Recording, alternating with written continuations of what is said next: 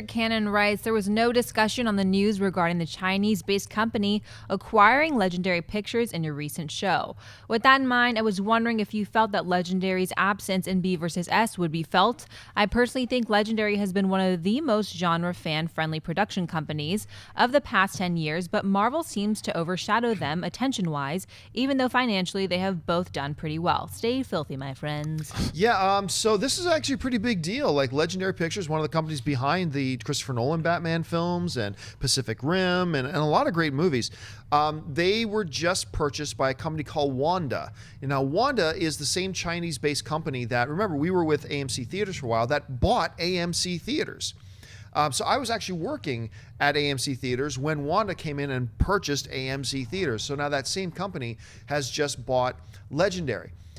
The reason I personally didn't make that one of our news stories yesterday was because of this.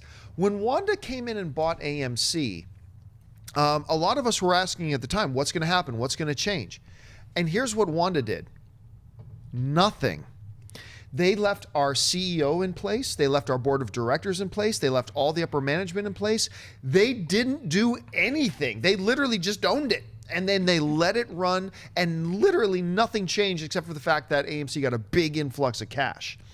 And I expect, when I'm reading the story about how Wanda just bought Legendary Pictures, the very first thing it said in the story was the CEO, I can't remember the CEO of Legendary's name, but is still going to be in place. He's still going to be the guy in charge. Thank you. Tull is still the guy in charge there. He's still going to have his lieutenants. They're still going to have their board. So I suspect that, yeah, Wanda bought them, but they're not going to do anything with it. I think they're just going to let it run, feed money to it, and let them run. So I don't think we're going to see anything change. Now, the other thing that happened at AMC was that Wanda no longer owns AMC. Shortly after Wanda bought AMC, they actually took the company public, and they put out an IPO, and now it's a publicly owned through shares, and you can own it, and Wanda owns a whole bunch of the shares.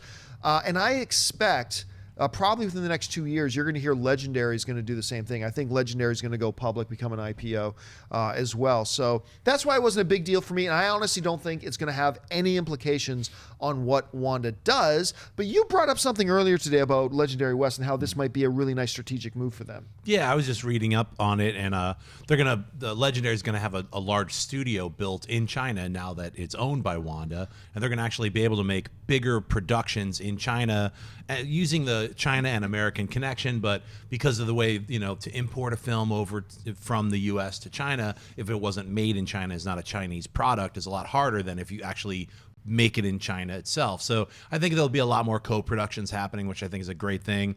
I selfishly am really excited about Pacific Rim 2 because it was a big hit in China. Yep.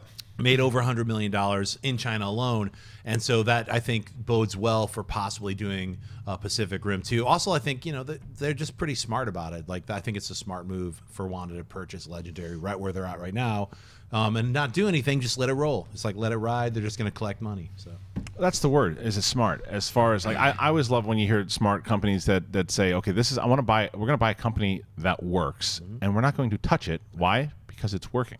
Right. And we're going to give them assets, and we'll certainly give our information, our feedback, and help them do what they want to do to help it grow. And then again, get it to a place where we do take it public and do. And when they're taking over companies that are hurting, and then there's changes, that makes sense. Right. So you're not going to change an AMC or a Legendary because they're working right now. I mean, I think you brought up one of, I think, would be the key thing here. I think from a film fan's perspective, the biggest potential piece of news here is that I literally think the chances of Pacific Rim 2 happening just doubled. Yeah. Like, I literally think the chances just doubled.